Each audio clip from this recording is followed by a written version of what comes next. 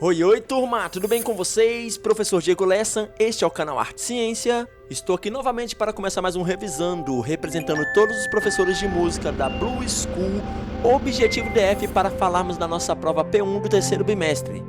E nessa prova teremos 3 temas principais: a história da música brasileira na época do Brasil colonial, falaremos também de organologia e família dos instrumentos musicais dentro da orquestra. Prepara seu caderno de revisão, deixe seu like e vem comigo nessa revisão musical. Então vamos começar falando primeiro sobre a origem da música brasileira, lá em 1500. Como muitos de vocês sabem, o professor de história já deve ter explicado o tanto que uma falta de um GPS atrapalhou a vida dos portugueses naquele momento. O que talvez vocês não saibam ou não tenha sido detalhado é provavelmente que nessas missões, como nas caravelas que Cabral veio aqui para o Brasil, tinham muitos jesuítas, muitos padres que eles pertenciam a um grupo católico, chamado Companhia de Jesus, que tinha como missão aproveitar essas embarcações como muitos exploradores da época, para conhecer novas culturas, novos povos, e difundir a fé católica, já que naquele período estava tendo uma confusão ali na Europa, e algumas divisões de fé. Então, assim, era muito comum que os católicos viessem buscar novos adeptos da sua fé. Então, numa dessas missões, muitos padres importantes, como por exemplo, eu vou destacar aqui o padre Anchieta, que ele fez um relato muito importante sobre a história da música brasileira aqui no primeiro contato com os nativos. Uma das coisas importantes de escutar justamente esses relatos é porque eles dão realmente os detalhes de como funcionava e provavelmente podemos até entender como eram as coisas aqui antes dos portugueses. O padre Anchieta, por exemplo, relatou que a música aqui no Brasil ela não possuía um objetivo como entretenimento, como já acontecia na Europa. A música no Brasil aqui, ela era praticamente uma função social e dos afazeres diários dos indígenas, como por exemplo os rituais, e até a caça. Como assim a música utilizada para a caça? Vamos utilizar aqui, por exemplo, a flauta bastão. Essa flauta da tribo Funió, ela não tem função de fazer música. Essa flauta, por exemplo, ela imita sons de algumas aves nativas. E como alguns de vocês devem saber, algumas espécies de aves, elas se acasalam pelo canto. Então é muito comum os indígenas usarem esse instrumento para, por exemplo, imitarem o som dessas aves nativas brasileiras. Existiam diversas outras flautas que eu não vou ficar detalhando aqui para a gente não perder o nosso tempo. E o que acontece, pessoal? Nesse primeiro contato não foi nada ácido, não foi nada assim que gerasse uma guerra de primeira, Os índios foram muito receptivos, incluindo os portugueses, os jesuítas, eles utilizavam, os elementos musicais para educação musical. Ou seja, os primeiros professores de música aqui no Brasil foram os padres jesuítas nessas missões da Companhia de Jesus. Fica até relatado aqui uma forma importante, que os indígenas eles adoraram isso. Foi um impacto muito grande quando eles conheceram instrumentos novos que não tinham aqui no Brasil. E basta você observar, por exemplo, um detalhe. Os nossos machados aqui eram feitos de pedra e demoravam mais de 20 horas para você derrubar uma simples árvore. Quando os portugueses vieram com machados de ferro, de metal, uma coisa diferente, foi muito inovador para esse contato. Então os indígenas viam esse primeiro contato como uma coisa muito positiva. É muito importante ressaltar aqui, que nesse primeiro contato, os padres jesuítas, eles utilizavam a música como ferramenta de educação religiosa, incluindo para fazer essa adequação do contato ali entre os colonos e os nativos, os indígenas. Os instrumentos principais eram tambores, apitos, flautas e chocalhos. E assim, é lógico que a nossa música, ela não foi apenas construída à base da música europeia, A nossa música, ela iniciou principalmente com 3 vertentes. A música europeia dos portugueses, a música africana trazida pelos escravos, infelizmente, Essa questão muito triste na nossa história brasileira, que foi a escravidão, e a música indígena, ou seja, a nossa música inicialmente ela foi difundida dentro dessas 3 raízes.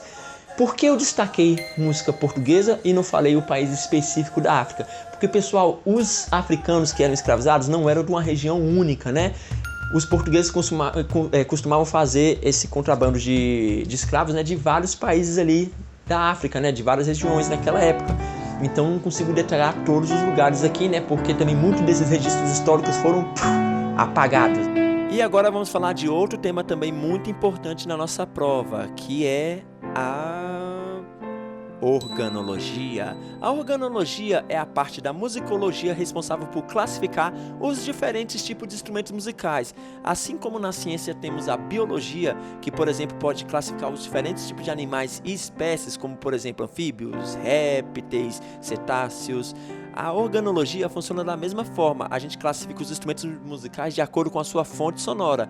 Por exemplo, se você pegar agora uma flauta, e se pegarmos também uma sanfona, talvez você não tenha percebido, mas ambos os instrumentos funcionam à base de ar, ou seja, são aerofones. Atualmente existem 5 grupos organológicos. Aerofones, que são instrumentos na qual o som é emitido por uma coluna de ar. Como eu já citei, temos a flauta, temos também a sanfona, podemos citar tuba, trompete, saxofone, diversos instrumentos na qual a sua fonte de som seja emitida por ar. Os cordofones já são instrumentos na qual o som é emitido pela vibração de uma corda. Nesse grupo destacamos vários instrumentos, como violão, violino, violoncelo, harpa, bandolim, piano. Temos também os membranofones, que são esses instrumentos na qual o som é emitido pela vibração de uma pele ou membrana. Se você observar bem, o que faz o som do instrumento é essa membrana esticada em cima e não a madeira dele ali abaixo. Ou seja, tambores são membranofones. Já os idiofones são instrumentos na qual o próprio corpo do instrumento é a fonte sonora. Nesse grupo temos chocalhos, temos também o xilofone, triângulo, prato da bateria.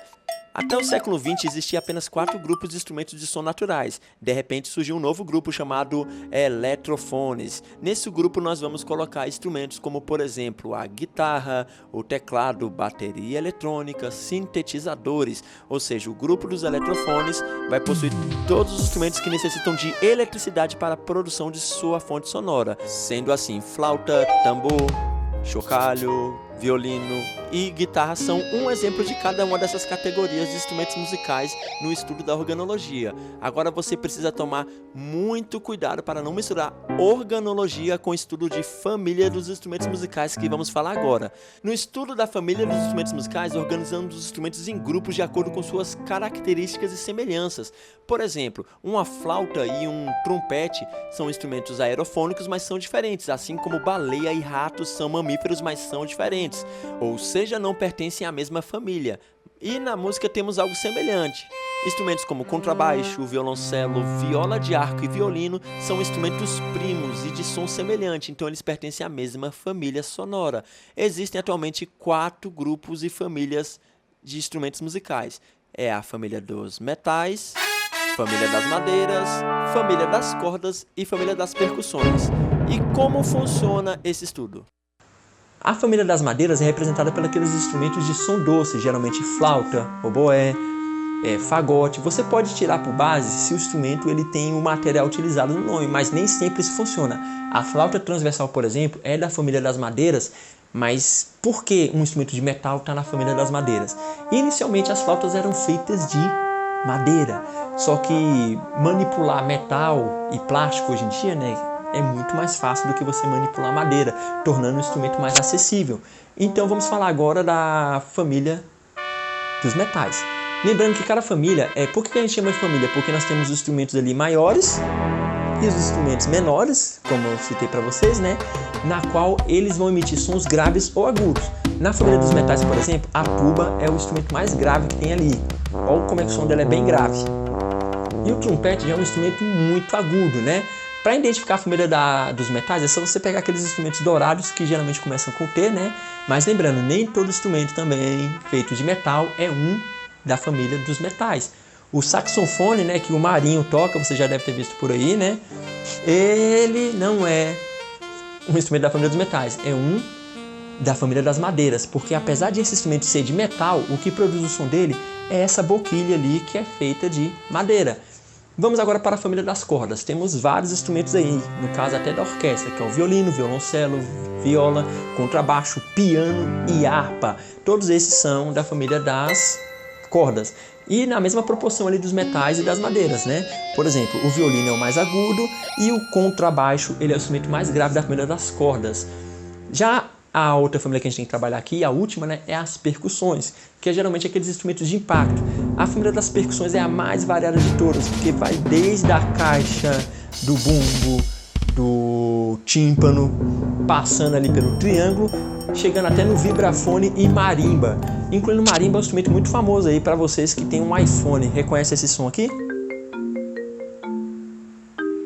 Reconheceu, né?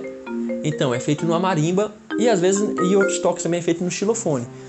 Pessoal, então é isso aí. Falamos de todos os temas da nossa prova. Eu espero que você faça o mínimo deixando o seu like maroto, se inscrevendo no canal e deixando aquele apoio maravilhoso. Vou deixar vocês agora com mais um episódio da nossa novela Reprovação Musical. Espero que gostem desse episódio. Tá começando agora a sua novela Reprovação Musical. Episódio de hoje, A Cola. Ô Fernando, vem aqui na direção agora. Ih, deu ruim. Não fala nada, eles não podem provar. Olha esse papel aí. Ô Fernando, você pode explicar o que esse papel tá fazendo embaixo da sua cadeira? A família dos instrumentos musicais são divididos em 4 grupos. Organologia, mas aqui não é meu não, essa letra é da Luana, olha só.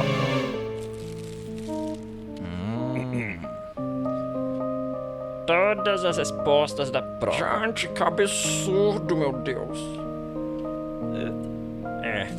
Ela escondeu esse papel embaixo da minha mesa pra professora não descobrir. E pra piorar, olha só, aqui, ela ainda botou o nome dela no verso. Mas isso é um absurdo! O professor passou toda a revisão no vídeo, postou slide, fez Kahoot e vocês ficam colando na prova dele, ou até jogando Minecraft no meio da aula. Isso aqui, olha só, vai acabar com vocês. Se eu fosse o diretor, suspendia todo mundo. Eu quero esse celular na minha mesa agora. Isso é mentira. Eu tava colando sim. Mas dizer que eu jogo Minecraft, isso é um absurdo. Vocês são pessoas más.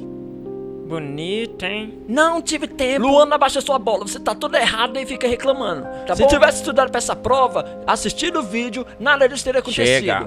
Diretor, ela tá toda errada. Chega! Tá bom, então eu paro.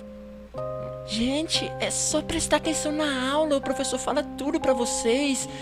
Eu acho que vocês estão discutindo à toa. Vocês são muito chatos. Eu quero mudar de sala, tá bom? Não. Que notícia boa. Vamos fazer uma festa. Olha, garoto, fica quieto.